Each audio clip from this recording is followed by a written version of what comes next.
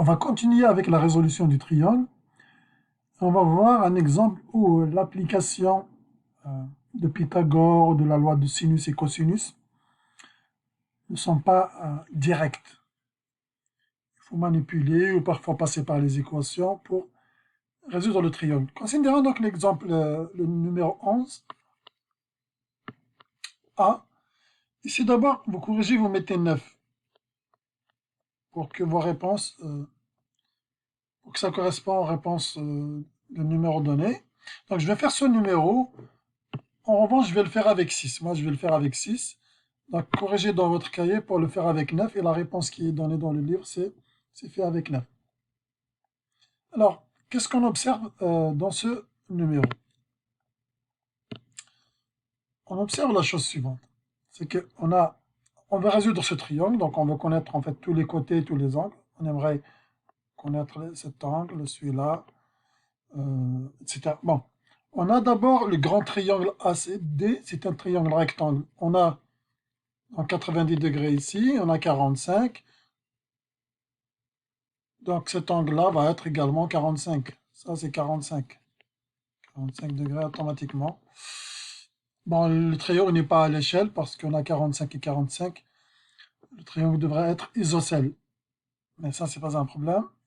Ensuite, dans le petit triangle rectangle BCD, on a 60 degrés. Donc ici, on a forcément 30 à cause de la somme des angles d'un triangle. Donc le petit angle ici, ça va être finalement 15 degrés, ce qui est égal à 45 moins 30. Donc les angles de tous ces triangles, des deux triangles en fait, on les connaît. Ça pose aucun problème. Il reste les côtés. Or, on ne connaît aucun côté pour l'instant, parce que pour connaître un triangle, connaître ses angles ne suffit pas. Il faut ajouter un côté. Tous les angles et un côté. Ou bien deux angles et un côté. Pourquoi ce n'est pas suffisant? Parce qu'il y a beaucoup de triangles qui ont les mêmes angles, mais qui ont des côtés différents. J'ajoute là cet angle que je n'ai pas mentionné, donc toujours avec la somme des angles d'un triangle, on obtient 120 degrés ici. Alors, pour résoudre ce problème, résoudre ce triangle, on peut passer par la loi des sinus et des cosinus pour le triangle ABC.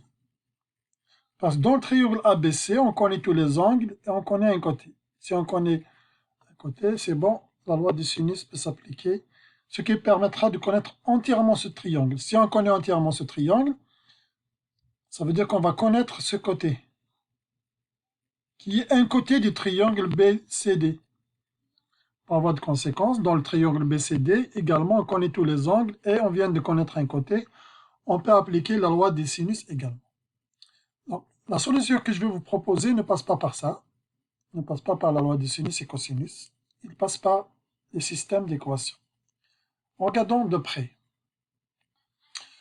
Qu'est-ce que je vais faire? Donc, je vais essayer de considérer uniquement les triangles rectangles ACD et BCD. Je vois que le côté CD, c'est inconnu. Je vais l'appeler X.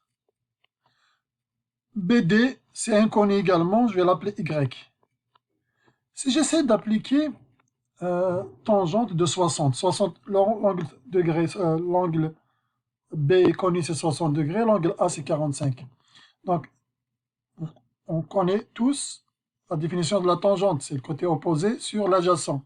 Donc, X sur Y, ça devrait être égal à tangente 60 degrés, qui est égal à racine de 3. En même temps, X sur toute cette longueur, qui est égal à Y plus 6, c'est égal à tangente 45 degrés, qui est égal à sinus 45 sur cosinus 45, ça donne 1.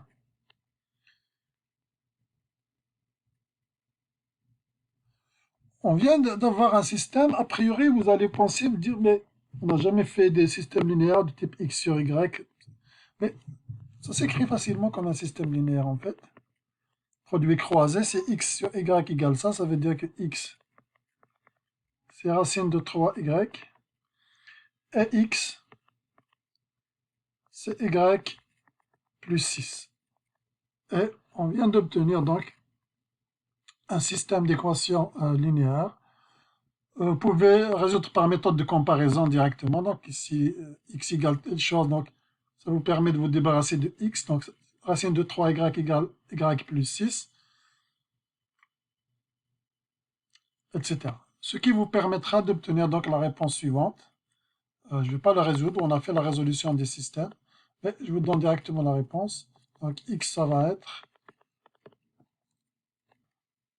Voilà, donc on trouve x et y. Ça veut dire on connaît le côté BC, CD et BD. Bah, si on connaît ces côtés, vous pouvez déduire BC avec Pythagore. On peut déduire ça avec Pythagore. On peut déduire ça aussi avec Pythagore dans le triangle AC et D.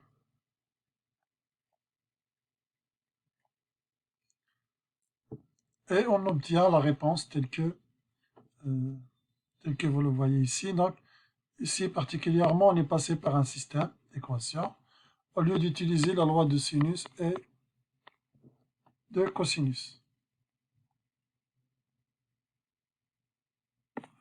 Je vais vous ajouter un exemple qui n'existe pas dans vos notes de cours. Donc, on souhaite résoudre un triangle ABC, c'est-à-dire connaître tous ses côtés, tous ses angles. Donc, le triangle ABC, c'est un triangle rectangle. Donc, on a un angle droit ici. On connaît un angle 30 degrés. On a une information supplémentaire dans ce triangle. C'est que AD, c'est 8. Et on sait que DC, c'est la même chose que AB. Donc, DC, c'est la même chose que AB. Pour résoudre ce triangle, ou ces deux triangles, l'intérieur comme vous voulez,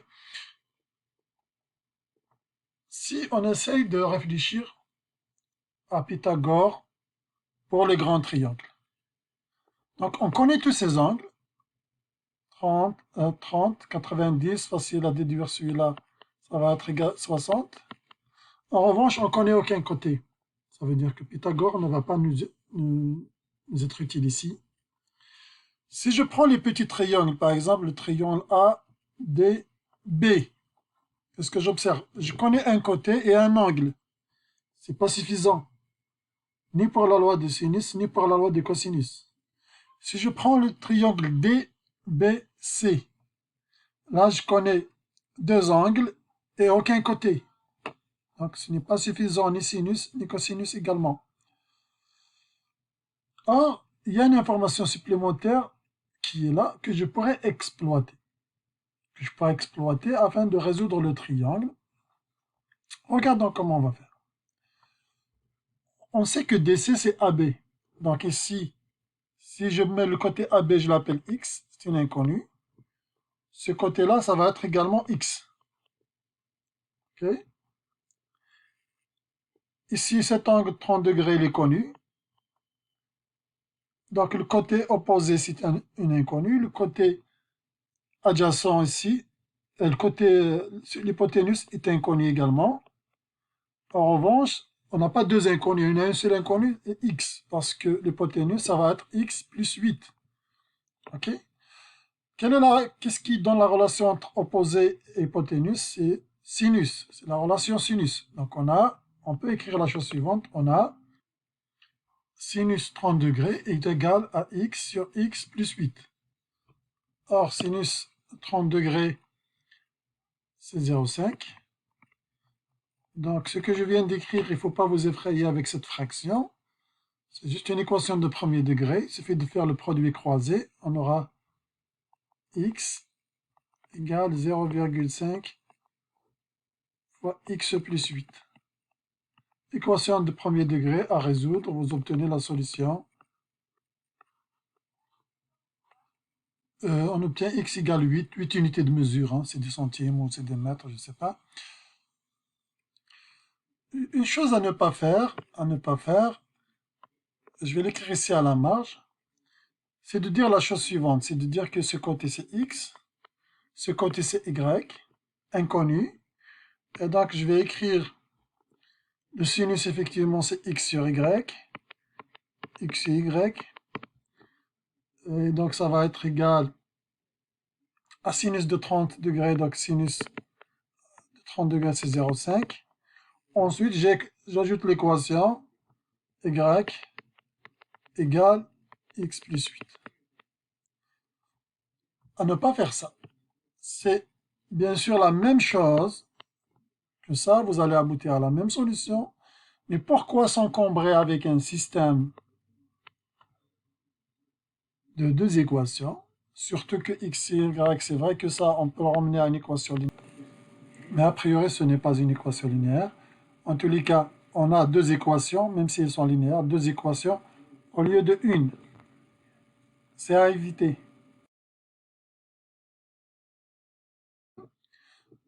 La philosophie, c'est de ne pas mettre beaucoup d'inconnus dans votre problème. Ici, la seule inconnue, c'est x. Le y qui n'est pas inconnu, on le connaît, c'est x plus 8. Je me retrouve avec une seule inconnue au lieu de deux. Bien sûr, une fois on a trouvé x, donc vous pouvez continuer à trouver le côté BC, à résoudre complètement ce triangle, c'est-à-dire connaître tous les côtés et tous les angles de ce triangle. Je vous laisse de le faire à titre d'exercice.